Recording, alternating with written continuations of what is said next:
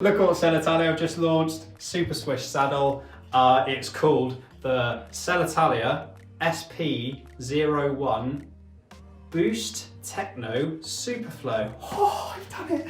It's a really long name, it's really expensive, it's £450. Why is it £450? I hear you scream. It's all carbon, it's really light, and Selle Italia worked with Dallara Compositi, which is an Italian company. They specialise in Formula One chassis design.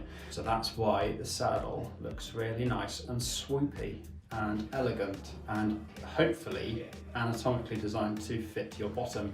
So it's got a really long name, like I said, and I will talk you through why it's got a really long name, because every little part of that name has an explanatory bit of technical information to go with it. The first bit, Boost. It is a snub nose design, which is a really popular saddle design. At the moment, there's a lot of research suggesting that it relieves perineal pressure, which is a fancy word for your private parts, and can help you adopt a more aggressive position on the bike for a longer period of time. So it's snub nose, shorter nose here. The second part of it is the Superflow. Superflow is just the massive cutout in the middle. I've ridden a Superflow saddle from Selle Italia before. It's kind of airy, where you wouldn't expect, but it's not unpleasant. And yeah, that basically helps relieve pressure, encourage blood flow, so you don't get numb and you can sit on the saddle for ages and crank out the watts.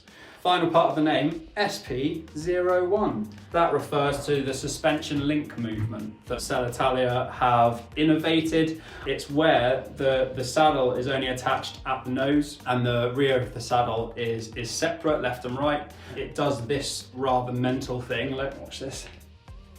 So flexes like a good un. Obviously that effect is less exaggerated when it's clamped into a seat post, but it sort of does the same thing. It's supposed to mimic the way your hips move when you're pedaling and support them in a better way to produce a more efficient pedal stroke, basically. They managed to get all these technical features into a 117 gram weight, which is pretty impressive. Doesn't exactly justify the £450, but goes some way to explaining why it's so bloody expensive. There's a lovely checkerboard finish on the saddle. It's all bare carbon, so unlikely to be particularly forgiving if the shape doesn't suit you. It's a 1K weave. We're really excited about it because how often do you see a £450 saddle? It's just very cool, but a bit nerdy.